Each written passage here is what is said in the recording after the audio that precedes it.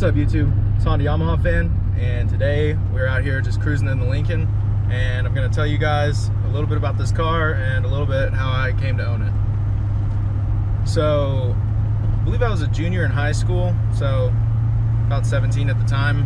I was out at the salvage yard in our town, just wandering around. I was with my buddy, and we were just looking at all the old cars, and then we saw this huge car. We're like, dude, we gotta go look at that. And that car, which will be showing a picture here in a second, it's probably up on the screen now, was a 76 Continental, and it had been out of the yard for a while. And I actually ended up meeting the owner of that car, but that's a story for another day. But I went and talked to the owner of the junkyard, and I was like, hey, like, this car looks pretty sweet. Like, you know, what's the story on it? Is it a runner? Like, can we fix it? He's like, no, I'm not gonna sell you that. That thing's a turd. But I actually have one of these. It was my mom's car, and it's in this shed about 200 yards down the road. And I was like, oh, sweet. And I was like, you know, what color is it? Asking for details, and he's like, yeah, it's a burnt orange 77 town car, like fully loaded, big block and everything. I was like, oh man, that sounds awesome. So, long story short, he takes us over to look at it, and he opens the shed, and there's a sheet on top of the car. And there's really, the shed was just full of stuff. Like, there's some creepy dolls in there and like all kinds of stuff. And you know, it looks like a runner. And my dad ends up buying the car for me for my birthday that year.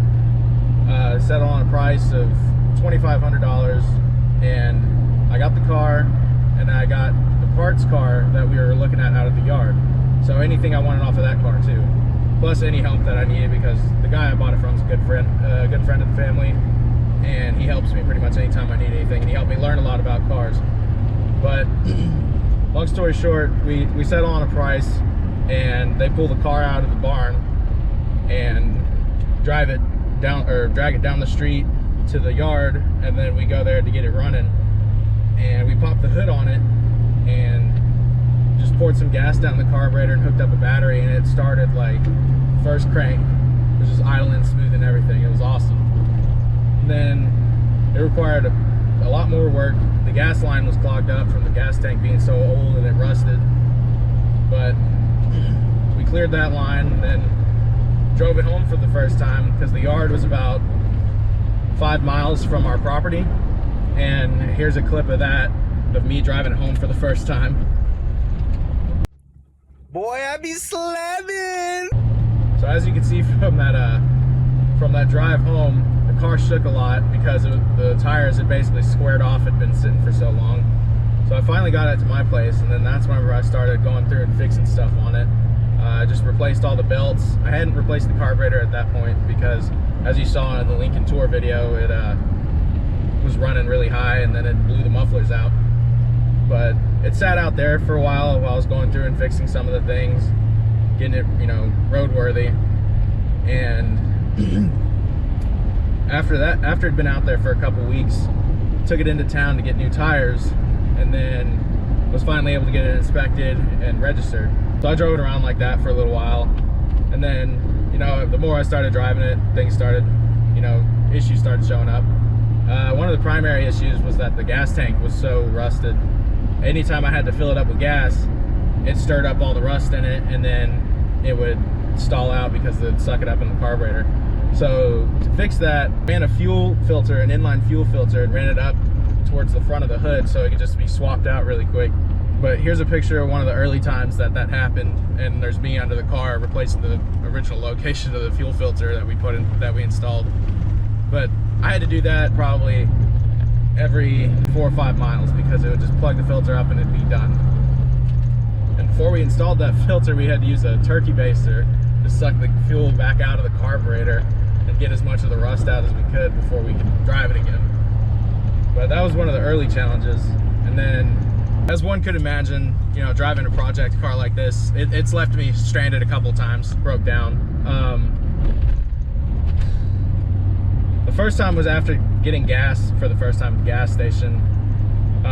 Here's a picture of that.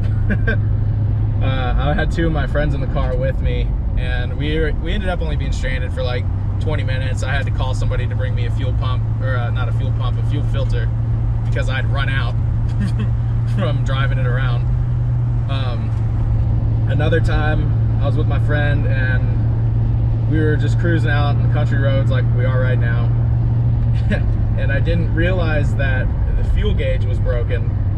I thought it was just reading fine. So we were just cruising along and the car stalled out and I pulled it off the road. So I ended up having to call my dad to bring me some gas, and he came out in his Prius and brought me 5 gallons of gas. And I hadn't realized that whenever I pulled off the road the dirt was a lot softer than I had anticipated, and I ended up just burying the car after we got it running again. And then I had to have my dad drive back into town and grab our pickup truck and come pull me out. But the whole experience ended up lasting like 3 hours. It just ended up being a complete ordeal. I think that was one of the first major times that it left me stranded. But this car's been a great experience, definitely a learning experience for, you know, learning the automobile systems, learning how to fix things, and definitely learning to do pre-flight checks before you go anywhere, especially on long trips, because you don't want anything failing on you while you're with friends or, you know, have people depending on you, because while they make for great stories, it's not always fun to be stranded. And this car is definitely not a daily driver, and probably never will be, because I don't have the money to put into it right now. Maybe in the future I'll have enough to do a, you know, full frame-off restoration of it. But in its current condition, it's just a fun weekend driver, and I wouldn't trade it for the world. If you like this video, please like, comment, and subscribe. There's going to be more of these in the future. In the meantime, check out some of our other videos. Thanks for watching.